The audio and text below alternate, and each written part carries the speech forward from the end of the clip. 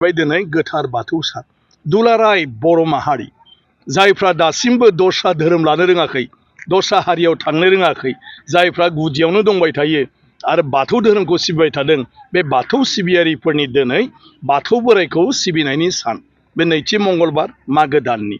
आरो बेजोंनो ओइबाराव माने बर' गोरोबथानि सानाबो गोग्लैफादों आरो आं सानो बे दिनै ओंथि गोनां जादों। जोङो बे गोरोबथाया जाहाथे मोजाङै मोजां मावफुंसार जायो, बिनिबो दिनै गोबां जायगायावनो हयथ' आर'ज गाबफादों, बयबो हास्थायदों गोसो गोरबोजों।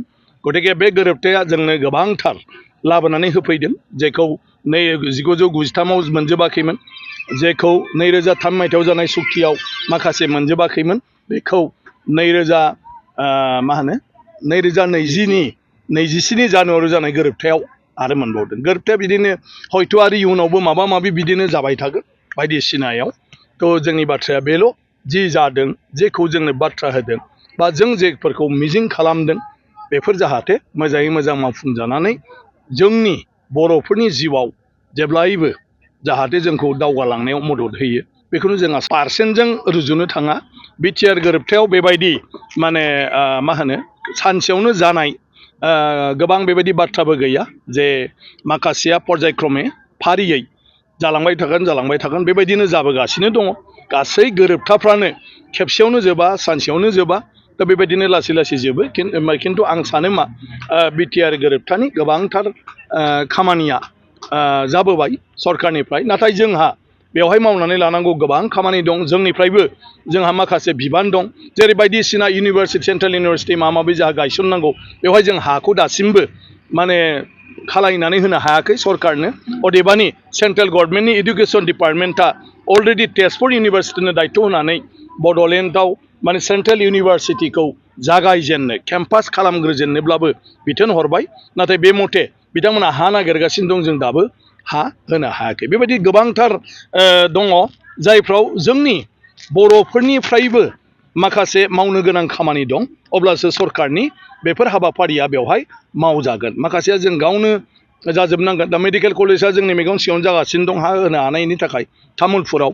दा बेबायदिनो आं सानो जे फ्राय माने बाथ्राफ्रानो थि जानानै दं।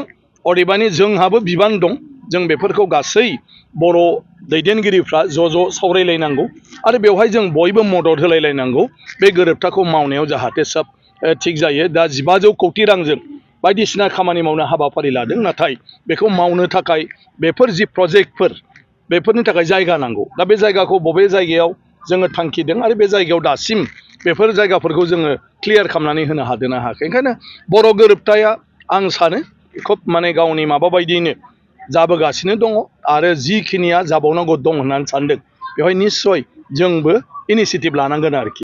इसोरखौ सिबिनांगौ, मालायफ्रा जेरै इसोरखौ सिबियो, बर'फ्राबो जायफ्रा बाथौआरि, जोङो बाथौखौ सिबिनांगौ दिनैनि दिनाव। आरो बेबायदिनो सिबिदों बयबो, सरकाराबो बन्द होदों जाहाथे बयबो जोङो धोरोम सिबिनायनि नामाव उसुबिदायाव गोलैया।